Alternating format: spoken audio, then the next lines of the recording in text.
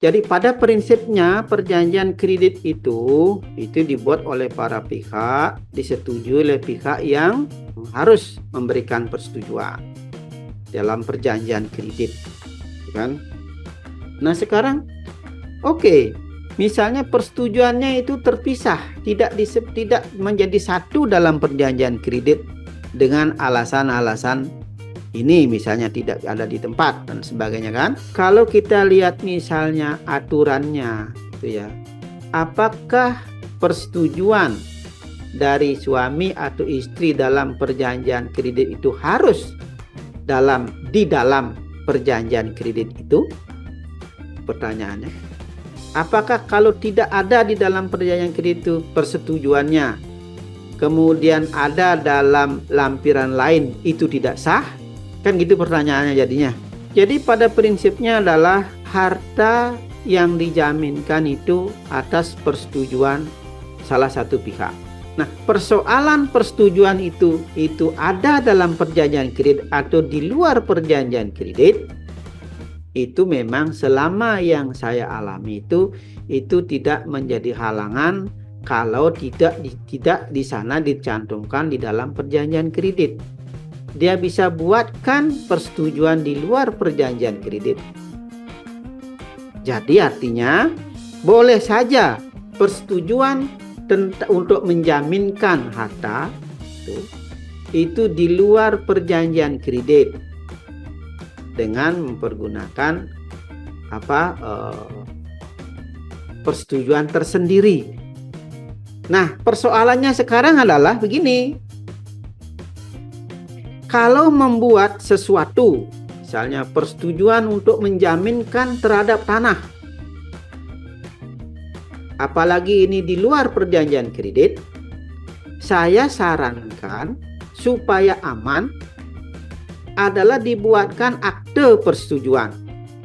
Artinya persetujuan itu dibuatkan dalam bentuk akte di notaris, agar persetujuan itu nanti tidak menjadi cacat. Nah lalu bagaimana terhadap perjanjian kreditnya? Nah sebaiknya dalam kondisi ini saya sarankan perjanjian kreditnya juga dibuat dengan akte notarial. Jadi PK-nya jangan dibuat di bawah tangan.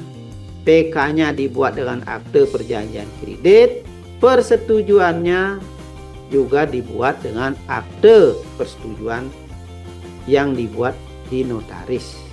Jadi PK-nya perjanjian kreditnya dengan akte notarial, persetujuan untuk menjaminkan itu juga dengan akte notarial. Sehingga kedudukan antara perjanjian kredit dengan bagian dari perjanjian kredit, yaitu persetujuan dari suami untuk memasang hak tanggungan atau menjaminkan harta itu statusnya berimbang sama-sama dalam bentuk akte. Jangan sampai nanti berpikir, wah ini cukup dengan persetujuan di bawah tangan. Nah, ini akan jadi masalah, apalagi ini berpisah dengan dengan perjanjian kredit.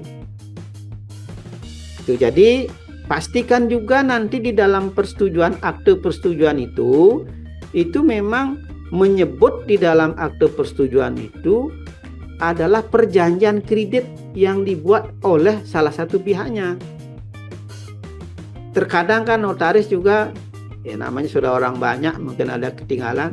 Dari pihak bank juga memeriksa akte persetujuannya, memastikan bahwa dalam akte persetujuan menjaminkan itu menyebut akte perjanjian kredit yang dibuat oleh salah satu pihak, misalnya istrinya,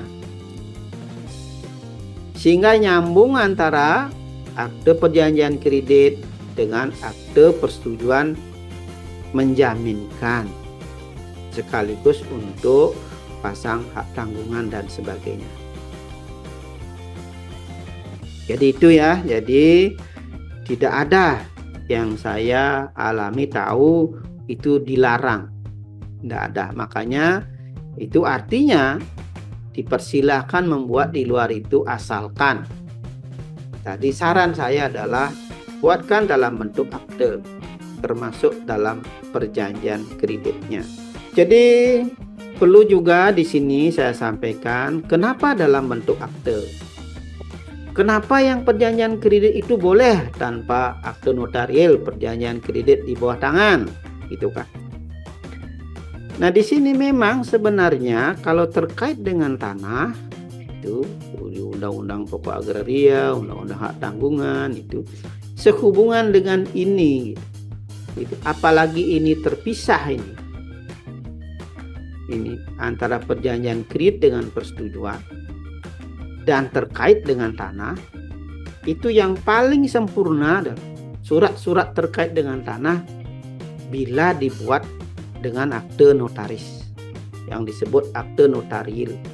Sehingga apa? Sehingga kalau nanti terjadi misalnya permasalahan hukum di pengadilan dengan akte, dengan bukti akte, jadi sudah cukup untuk membuktikan kebenaran dari fakta hukum yang ada. Nah, kalau misalnya tidak berupa akte, nah disitulah kerepotan. Memerlukan lagi keterangan saksi untuk mendukung surat persetujuan tadi. Diperlukan saksi-saksi, bukti-bukti lain yang mendukung kebenaran dari persetujuan itu. Itulah hal-hal yang merepotkan di kemudian hari. Dan yang cilaka lagi apabila nanti belum kredit selesai bisa dicabut itu nanti oleh yang bersangkutan kalau dibuat di bawah tangan. Kalau misalnya dia di notarial sudah jelas di situ. Itu jangka waktu perjanjian kredit dan dibuat sedemikian rupa sehingga mengcover perjanjian kredit yang ada. Nah, itu kadang-kadang hal-hal kecil itu kadang kan orang berpikir, waduh repot nih buat gini buat itu gitu. Ya udah gini aja selesai cukup. Oke, bisa. Di saat nanti itu tidak ada masalah. Tapi kalau saat sudah ada masalah hukum, harus sesuai dengan standar hukum. Alat bukti yang diterima dinyatakan benar dan diterima dinyatakan sempurna oleh hakim. Makanya dengan akte itu sudah cukup. Kita pun misalnya membela, misalnya selaku kuasa hukum lebih mudah dibandingkan dengan surat-surat terkait dengan tanah di bawah tangan. Ini memerlukan bukti-bukti ya kalau ada, memerlukan saksi-saksi ya kalau masih hidup, kalaupun hidup ya kalau mau jadi saksi, yaitu Pak. Jadi terima kasih atas informasinya Pak. Ya, terima kasih.